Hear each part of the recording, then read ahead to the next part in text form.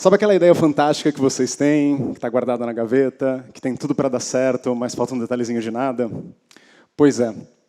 E aí, antes mesmo de pensar em alguma coisa, ou como que isso vai surgir, ou como materializar essa ideia, você volta para a sua vida, super frustrado, se sentindo um inútil, e deixando aquela grande ideia de lado. Eu tenho certeza que isso já aconteceu muitas vezes com muitos de vocês aqui. Eu sei porque isso acontecia direto comigo quando eu era mais novo. Eu queria muito fazer um site para mim quando eu era mais moleque, mas eu não entendia nada de código. Eu queria ser um designer muito melhor do que eu era, mas eu não sabia como é que chegava nesses resultados tão legais que eu via nos anuários e nas revistas. Eu queria muito ter minha própria empresa, mas eu não tinha a menor noção como uma empresa funcionava. O que era DRE, fluxo de caixa, essas coisas. E eu acho que se acontece isso com algum de vocês até hoje, a única coisa que eu posso dizer é parabéns. Vocês estão a um passo de se tornar hackers. E eu não estou falando daqueles caras que invadem conta e vazam informações e causam prejuízo. Eu estou falando de gente que pensa fora da caixinha, que, independente do método, resolve o que precisa ser resolvido, que buscam soluções que podem ser malucas, mas que funcionam. Eu me considero um hacker. Hoje o meu trabalho é tornar possível colocar de pé projetos que parecem impossíveis. E aí, quando eu falo isso, as pessoas falam, porra, mas como assim, né? Eu trabalho com projetos de realidade virtual, realidade aumentada, e instalações artísticas que estão bem ali no cruzamento entre a criatividade e a tecnologia. A maioria das vezes, quando eu começo um desses projetos, eu não tenho a menor noção como eles vão ficar até o final, simplesmente porque eles nunca foram feitos. Mas eu aprendi a pegar esses desafios super complexos e colocar eles divididos em pequenas tarefas, quebrar em desafios menores. Fica parecendo com isso. É como se fosse um videogame, sabe? A gente vai passando de fase, acumulando vidas, acumulando poderes, para no final do jogo enfrentar o Rei Copa. Só que nesse caso, as vidas são os erros e acertos durante o projeto, os poderes, aqueles parceiros incríveis que vão te ajudar, e o Rei Copa, o projeto entregue. E aí muita gente me pergunta, mas o que você fez de faculdade, cara? Tipo, como se tudo que eu tivesse fazendo hoje eu tivesse aprendido na escola. Mas não é bem assim, tá? Só para registrar, eu fiz publicidade numa época que rede social ainda era Orkut e o iPhone nem existia ainda. Eu era um cara super focado em offline, eu gostava de impressos, gostava dessas revistas de design gráfico. E eu acho que eu aprendi muita coisa legal na faculdade. Eu tenho certeza que a educação formal até hoje tem o seu valor. O RH da empresa que você trabalha também acha, e até às vezes sem saber por quê. Mas não é à toa que a maioria das vagas de trabalho que pagam bem tem como pré-requisito superior completo. Mas sendo bem sincero, 90% do que eu faço hoje, eu aprendi correndo atrás, indo além. Buscando informação onde eu não encontrava, ou em livros, ou em vídeos, ou em revistas, ou em tutoriais. E a principal modificação para mim nessa corrida toda é que eu entendi a diferença entre ter uma carreira em modelo Y e uma carreira em modelo T. Eu não sei se vocês estão familiarizados com o assunto, mas só para passar rapidinho, uma carreira Y, em dado momento da sua trajetória, você tem que escolher entre seguir um caminho ou seguir outro. Ser um cara mais técnico, mais especialista, ou então ser um gestor mais generalista, administrando o trabalho que você sabe fazer, mas que outras pessoas estão fazendo. No modelo de carreira T, a gente vai acumulando pequenas doses de conhecimento, mas vai se aprofundando em algumas, que são o nosso centro. E então, independente do problema que venha, ou do desafio que aconteça, você vai ter muito mais bagagem para entregar isso daí. Tem um relatório muito bacana no Fórum Econômico Mundial, que eles lançam de tempos em tempos, que chama Future of Jobs Report. É as principais tendências de como os principais líderes do mundo enxergam como é que está o futuro do trabalho. E duas que me chamaram muito a atenção nesse último, para 2022 eles falam que a aprendizagem ativa, ou seja, a nossa capacidade de continuar aprendendo, e criatividade, a nossa capacidade de usar o que a gente aprendeu em qualquer outro canto, são as principais valorizadas para 2022. Ao mesmo tempo que eu acho que fazer planilhas ou saber usar determinado software não vai ser tão valorizado assim. Isso porque a gente está terceirizando o saber e automatizando tarefas para máquinas. A gente não precisa mais saber coisas super complexas como trigonometria, por exemplo. Mas se eu precisar, eu sei aonde buscar. Ou aprender rapidinho, ou buscar um especialista nisso para me ajudar. A gente está entrando numa era que é muito mais importante ter uma visão do todo, ampla, e agir rápido, do que simplesmente ser um especialista num campo só. Eu gosto de chamar essa era de era dos polímatas. Polímatas são pessoas que têm talentos diversos, que podem ou não ser complementares, e eles usam quando necessário. Um bom exemplo é Leonardo da Vinci. Esse cara era um polímata nato. Ele, ao mesmo tempo, era incrível em pintura, escultura, e tinha trabalhos fantásticos de engenharia, arquitetura. O Steve Jobs foi considerado o polímata do nosso tempo. Ele criou soluções incríveis na área de design, tecnologia, entretenimento. E, pessoalmente, o meu polímata favorito é Elon Musk.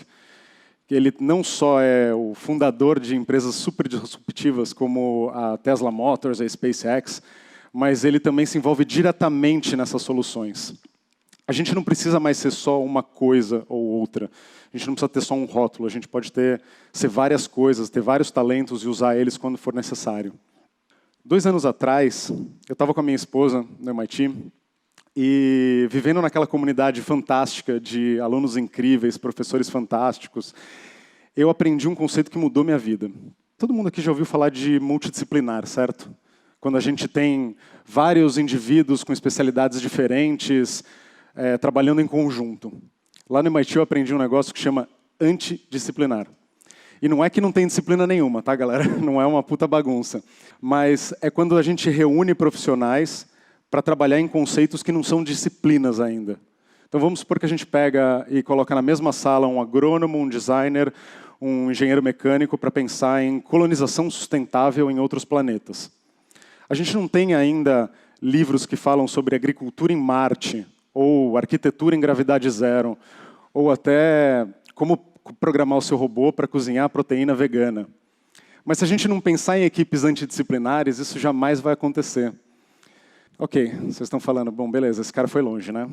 Tem como voltar para a Terra, falar de coisas mais práticas, como é que eu viro um antidisciplinar, um hacker, um polímata, e calma. Isso depende muito mais do esforço de vocês do que vocês podem imaginar. Mas não é uma simples chave de liga e desliga. Você não vira hacker da noite para o dia, assim como ninguém vira atleta olímpico da noite para o dia. Você gradativamente vai aprendendo. Acho que a mentalidade que a gente precisa mudar, que normalmente a gente tem, é do eu não sou bom nisso, eu não tenho talento para isso, mas eu não sou bom nisso ainda. Dá para você aprender, aprimorar qualquer tarefa. Ninguém aqui nessa sala nasceu sabendo andar, sabendo falar, sabendo escrever ou fazer TED Talk. Mas tudo isso foi aprendido. Gradativamente a gente foi dando os nossos primeiros passos, mexendo a boca e tentando falar, fazendo um monte de coaching, e aí deu certo. Gradativamente a gente foi saindo da nossa zona de conforto. Tem um monte de TED Talk falando de zona de conforto, vídeos, tutoriais, livros.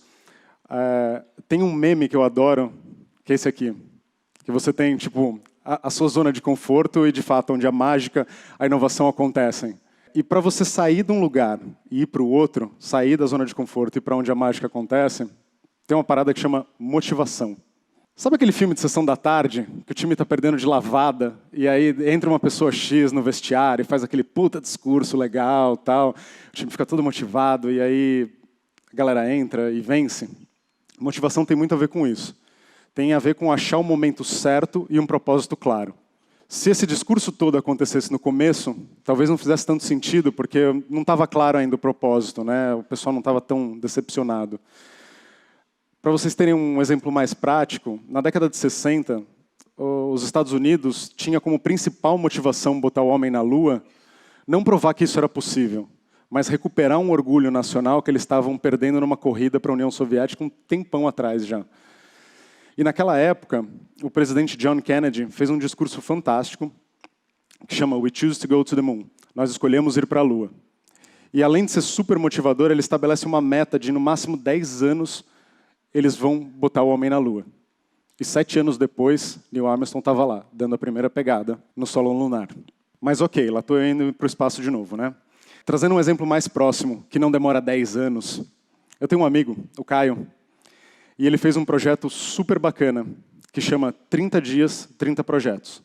Ele tinha que criar intervenções urbanas com os amigos dele, que refletissem a nossa interação com tecnologia do dia a dia, com uma regrinha básica. Ele tinha uma ação por dia durante 30 dias. Basicamente, em um mês, ele conseguiu fazer 30 projetos e testar o que dava e não dava para fazer em um mês. Não só eles conseguiram fazer um portfólio super bacana, são todos publicitários, tal, mas eles conseguiram também ter a atenção da mídia, o que foi mais legal ainda para eles, porque era super importante que eles criassem esse burburinho. Ultimamente, a minha motivação principal tem sido o desafio. Eu constantemente estou me desafiando, falando eu duvido para mim mesmo, e através desse desafio que eu lanço, eu sempre busco um prazo que eu tenho para cumprir esse desafio. Eu pego e marco no calendário, de trás para frente, e vou vendo o que eu posso fazer para criar. Isso aqui sou eu, ano passado, fazendo o meu sofá. Ano passado, eu decidi que eu ia fazer pelo menos metade da mobília da minha casa. A gente estava voltando dos Estados Unidos para cá. Lancei esse desafio. Eu tinha 2 meses livre antes de começar a trabalhar. E eu fiz não só o sofá, mas os móveis da sala, da cozinha, a cabeceira da cama, enfim. Felizmente, a minha esposa não brigou muito comigo. Mas, gradativamente, eu fui quebrando esse desafio em o que é fazer um sofá, como é que é trabalhar com madeira, quais são os tipos de acabamento, quais são as coisas que eu preciso usar. E eu fui projetando, aprendendo a usar as ferramentas, até ter o meu sofá quentinho, que está lá na minha casa me esperando. Eu acho que se eu consigo fazer isso, qualquer um aqui nessa sala consegue. Deve ter um plano infalível que vocês queiram botar em prática. Alguma coisa que está guardada na gaveta há um tempão e que vocês deixaram de lado por algum motivo. Pode ser aprender um idioma novo, pintar a parede do quarto, entrar numa roupa que não cabe mais, ou até fazer sofá. E normalmente a gente se coloca muita desculpa para isso, né? Muita coisa que a gente acaba falando para nós mesmos por que a gente não consegue. Então assim, putz, eu não tenho tempo, eu estou sem grana, eu estou cansado. O pior de todas elas, eu não tenho jeito para isso. Galera, ninguém tem jeito para nada, mas a gente dá um jeito para tudo. Sejam hackers. Busquem uma solução que está fora da caixinha. Vai para onde a mágica acontece. Pega o calendário e marca numa data. Essa data vai ser a sua data de entrega, vamos dizer assim, vai ser seu prazo. Através desse prazo, você vai começar a olhar o calendário de trás para frente e vai ver o que você pode fazer para concluir essa tarefa. Lembra das fases do videogame? É mais ou menos isso. Cada uma dessas fases vão ser as suas pequenas vitórias, vamos dizer assim. É um psicólogo americano que chama isso de pequenas vitórias. E elas têm um papel fundamental, porque quando a gente prova para nós mesmos que nós somos capazes, é meio que o energético natural que a gente precisa para ir para frente. Então eu queria aproveitar o dia de hoje e lançar um desafio para vocês, até o final do dia, ou até amanhã, hein? De vocês pensarem em algum desses projetos que ficou lá atrás esquecido, ou que você tem muita vontade de fazer. E a partir de saber qual é esse projeto, você sabe depois o que você tem que fazer a partir disso. Tenta quebrar em pequenos desafios, de ordem cronológica e tudo mais, para que dê certo. Pensa que é um videogame. O não vocês já têm. O que vocês precisam fazer para transformar isso em sim? Obrigado.